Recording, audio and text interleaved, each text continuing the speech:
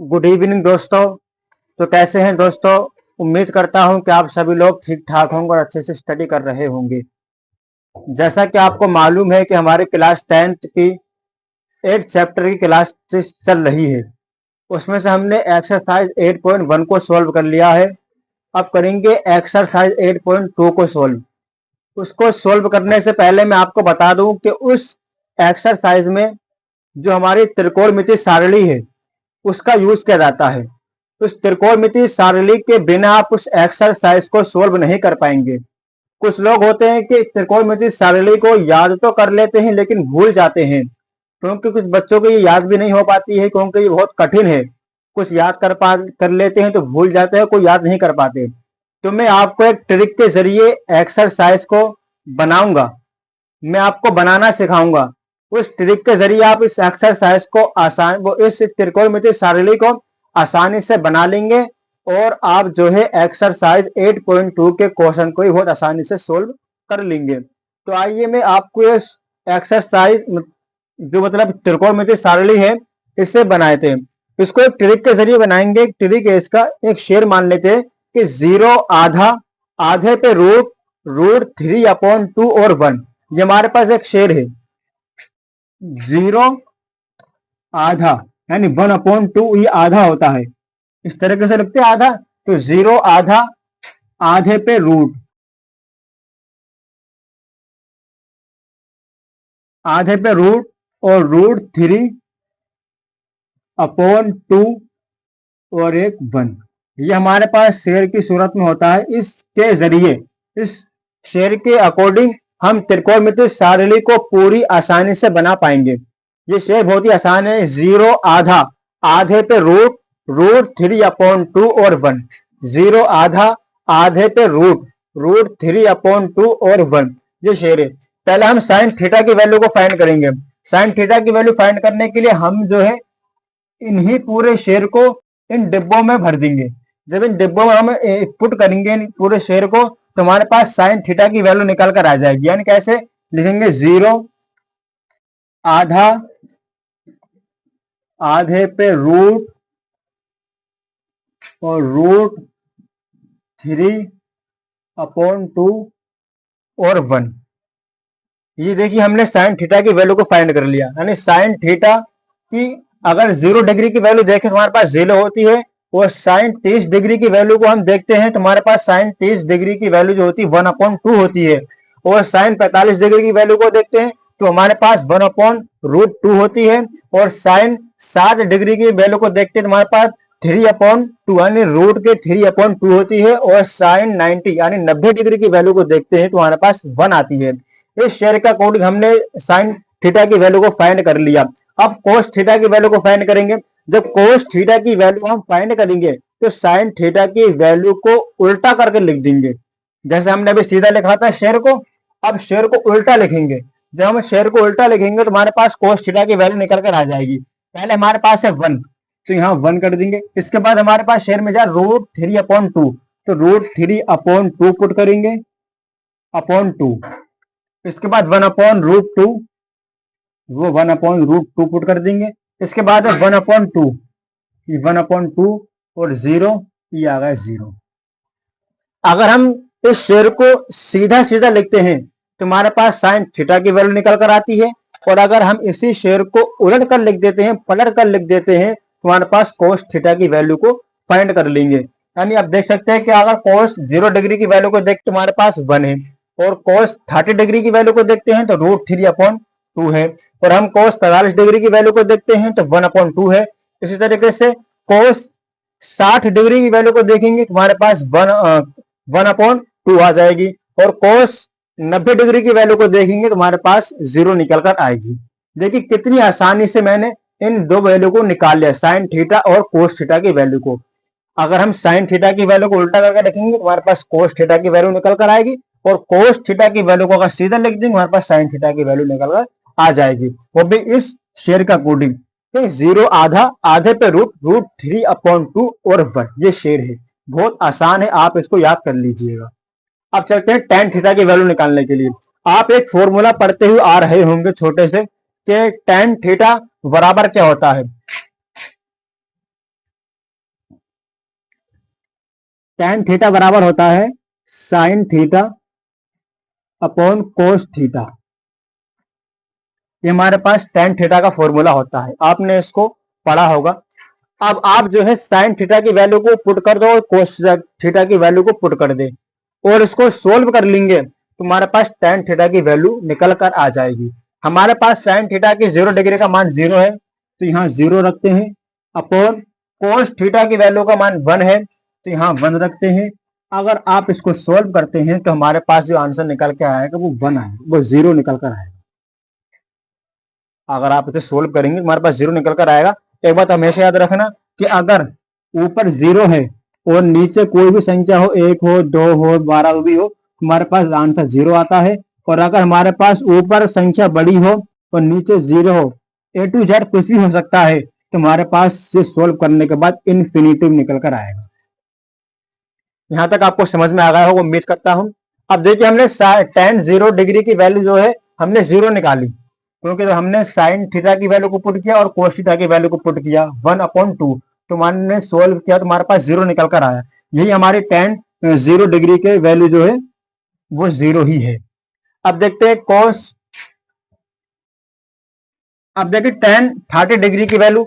अब आप sin 30 degree की वैल्यू को देखें, हमारे पास 1/2 दी हुई 30 डिग्री की वैल्यू। अब cos की 30 डिग्री की वैल्यू देखें, √3/2 है, √3/2 लिख दिया। अब इसे सोल्व करेंगे आप, तो आपके पास क्या आएगा, इस 2 से 2 कैंसिल, हमारे पास बचेगा 1/√3, और यही हमारी tan 30 डिग्री की वैल्यू है।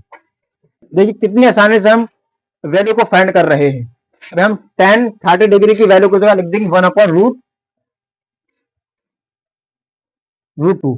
अब इसे देखिए, इसे डिवाइड कीजिए, रूट से रूट कैंसिल हो जाएगा, यानी अगर हम sin 45 डिग्री की वैल्यू रखते हैं यहाँ पर और अपॉन में cos 45 डिग्री की वैल्यू को रखते हैं, तो हम रूट से रूट कैंसिल हो जाएगा, 1 बचेगा, तो ये हमारी tan 45 डिग्री की वैल्यू 1 निकल कर आएगी। और यहां से देखेंगे तो यहाँ से 2 और 2 कैंसिल हो जाएगा, √3/1 बचेगा, और नीचे 1 का कोई मतलब नहीं होता है, हमारे पास ये 1 का बचेगा √3/1। नीचे 1 लिखते नहीं है, तो हम सीधे यहाँ पर √3 लिख देंगे। इतने यहां तक आपको समझ में आ गया होगा। अब देखिए ये कंडीशन 1/2, मैंने भी समझाया था आपको कि अगर ऊपर कोई भी संख्या और नीचे 0 हो तो वहां पर इन्फिनिटिव आता है। अगर हम sin थीटा की जगह ये वैल्यू रखते हैं 1 को, sin 90 डिग्री का, और cos 90 डिग्री की जगह ये वैल्यू रखते हैं 1/2, हमारे पास इन्फिनिटिव निकल कर आएगा। और यही हमारा tan थीटा की tan 90 डिग्री की वैल्यू जो है इन्फिनिटिव आएगा। इसको आप अपरिभाषित भी बोल सकते हैं। अब देखिए हमने tan थीटा की वैल्यू को इतनी आसानी से फाइंड कर लिया। कैसे किया, इस फॉर्मूले के अकॉर्डिंग हमने वैल्यू को फाइंड किया है। यानी sin theta upon cos theta formula होता है tan थीटा का, अगर हम इसके जरिए इनके मान रखते जाएंगे और सोल्व करेंगे तो हमारे पास जो tan थीटा की वैल्यू आसानी से निकल कर आ जाएगी, जैसे मैंने आपको शुरू में बताया था मान रखते हुए।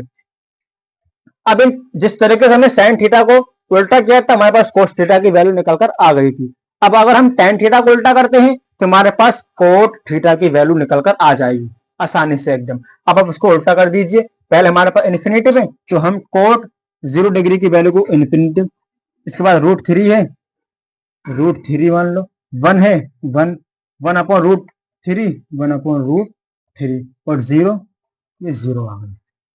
देखिए कितनी आसानी से हमने cos थीटा की वैल्यू को फाइंड भी कर लिया। अगर आप sin थीटा की वैल्यू को याद कर लेते हैं इस शेयर के अकॉर्डिंग, 0 आधा, आधे पे √3/2 और 1, इस ट्रिक के जरिए आप पूरी त्रिकोणमिति सारणी की वैल्यू जो है sin theta, cos theta, tan theta, cot theta, और जो ये यानी sec थीटा, cosec थीटा है, इनकी वैल्यू को आसानी से आप फाइंड कर लेंगे। अब देखते हैं sec थीटा की वैल्यू को फाइंड करेंगे। आपने एक फॉर्मूला और पढ़ा होगा कि cos बराबर होता है 1/sec थीटा। ये मिटा देते हैं।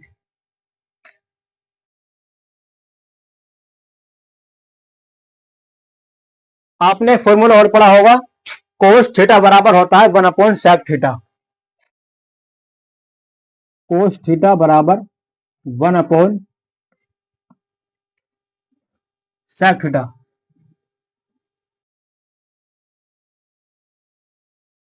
तो हमारे पास sec की वैल्यू को निकालेंगे, और आपने एक फॉर्मूला और पढ़ा होगा कि sec थीटा बराबर होता है 1/cos थीटा, ये पढ़ा होगा आपने, ठीक है। क्योंकि साइन का उल्टा कोसैक होता है और कोस का उल्टा सैक होता है और टैन का उल्टा कोट होता है। इसी तरीके से कोसैक का उल्टा साइन और sec का उल्टा कोस और कोट का उल्टा टैन होता है।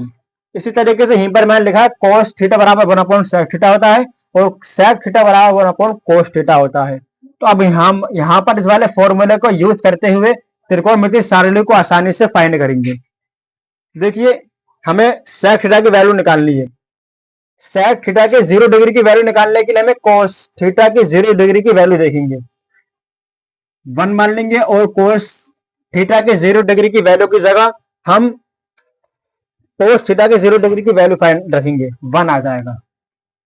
अब हम यहाँ पर इसको सोल्व करते हैं तो हमारे पास 1 निकल कर आएगा और यही हमारी sec थीटा की वैल्यू है। यहाँ पुट कर देंगे sec थीटा के 0 डिग्री की जगह पर। अब देखते हैं कि sec थीटा की 30 डिग्री की वैल्यू को फाइंड करेंगे। अब फॉर्मूला 1/cos थीटा के जगह जो cos 30 डिग्री की वैल्यू को फाइंड करेंगे रखेंगे तो √3/2। अब इस 2 को ऊपर ले जाएंगे, हमारे पास आंसर आएगा 2/√3 और यही हमारा जो है cos sec 30 डिग्री की वैल्यू है। यहाँ पुट कर देंगे 2/√3। देख कितनी आसानी से हमने sec थीटा की वैल्यू को फाइंड कर रहे हैं। ऐसी तरीके से आगे चलते जाएंगे। अब हम sec थीटा के 45 डिग्री की वैल्यू को फाइंड करेंगे तो हम यहाँ cos थीटा की 45 डिग्री की वैल्यू को पुट कर देंगे। जो हमारा मान निकाल कर भी आया था क्या है, हमारे 1/√2 है। जब 1/√2 है, इसको देखते हुए लिख देता हूं 1 और 1/√2, ये हमारी cos 45 डिग्री की वैल्यू है। अब 2 को ऊपर ले जाएंगे तो हमारे पास √2/1 आएगा और नीचे 1 का कोई मतलब नहीं होता तो 1 नहीं लिखेंगे, सीधे सीधे √2 लिख देंगे, ठीक है। इसके बाद आगे देखिए हमें sec 60 डिग्री की वैल्यू को फाइंड करेंगे तो cos की 60 डिग्री की वैल्यू 1/2 दी हुई है। अब हम इसको इसके बटे में रखेंगे, 1 के बटे में 1/√2 और 2 को ऊपर ले जाएंगे तो हमारे पास 2/1 आ जाएगा और नीचे 1 का मतलब नहीं होता इसलिए हम नीचे 1 नहीं लिखेंगे, सीधे हम 2 लिख देंगे। ये हमारी sec 60 डिग्री की वैल्यू फाइंड कर ली। अब sec 90 डिग्री की वैल्यू को फाइंड करेंगे तो हम cos थीटा के 90 डिग्री की वैल्यू को देखेंगे। हमारे पास cos के 90 डिग्री की वैल्यू 0 है तो 1/√1/0 हो जाएगा। और मैंने भी आपको बताया कि जब 0 नीचे होता है तो वहां पर जो आंसर आएगा वो 0 ही निकल कर आता है ना। मैंने बताया था कि अगर 0 नीचे है, अगर 0 नीचे है तो वहां पर जो आंसर निकल कर आता है इन्फिनिटी निकल कर आता है और 0 अगर ऊपर होता है तो वहां पर 0 निकल कर वो 0 ही आंसर आएगा। तो हमें यहाँ पर 0 नीचे जो हुआ है तो यहाँ पर हम इन्फिनिटी कर देंगे। हमारे यहाँ sec थीटा के 90 डिग्री की वैल्यू इन्फिनिटी निकल कर आएगी। अब देखिए जिस तरीके से हमने sin थीटा की वैल्यू को फाइंड करने के बाद cos थीटा की वैल्यू को फाइंड करने के लिए sec थीटा की वैल्यू को हमने उल्टा लिखा था और tan थीटा की वैल्यू को फाइंड करने के बाद हमने cot थीटा की वैल्यू को फाइंड करने के लिए tan थीटा की वैल्यू को उल्टा कर दिया था। इसी तरीके से यही रूल यहीं पर अपनाएंगे। हमने sec थीटा की वैल्यू को फाइंड कर लिया। अब cosec थीटा की वैल्यू को फाइंड करने के लिए हम sec थीटा की वैल्यू को उल्टा कर देंगे। उल्टा करते हैं कि पहले हमें इन्फिनिटी दिया है, इन्फिनिटी लिखेंगे 2/√3 और 1। देखिए कितनी आसानी से हमने इन सबकी वैल्यू को निकाल लिया, सिर्फ इस ही फॉर्मूले के अकॉर्डिंग, इसी ट्रिक के अकॉर्डिंग हमने त्रिकोणमितीय सारणी बहुत आसानी से बना ली। अब हमने त्रिकोणमितीय सारणी को तो बना लिया, अब हमें इसको ध्यान में रखते हुए, अपने माइंड में रखते हुए इसकी अगली वीडियो में एक्सरसाइज 8.2 के क्वेश्चन को सोल्व करेंगे। क्योंकि जो हमारी एक्सरसाइज 8.2 है वो इसी पूरी त्रिकोणमितीय सारणी पर टिकी हुई है। इस त्रिकोणमितीय सारणी के बिना आप वो एक्सरसाइज को सोल्व नहीं कर पाएंगे। इसलिए मैंने सोचा कि आपको पहले ये त्रिकोणमितीय सारणी को याद करने का तरीका बता दिया जाए ताकि किसी बच्चे को कंफ्यूजन ना हो त्रिकोण वो एक्सरसाइज 8 को सोल्व करते हुए। अगर वहां कंफ्यूजन रहती तो आप वहां पर सोल्व नहीं कर पाते क्योंकि कुछ बच्चे तो याद तो कर लेते लेकिन भूल जाते हैं। लेकिन अब इस ट्रिक के अकॉर्डिंग आप इस त्रिकोणमिति सारणी को नहीं भूलेंगे, आप इसको हमेशा ही याद रखेंगे। तो उम्मीद करता हूं कि आपको ये समझ में आ गया होगा।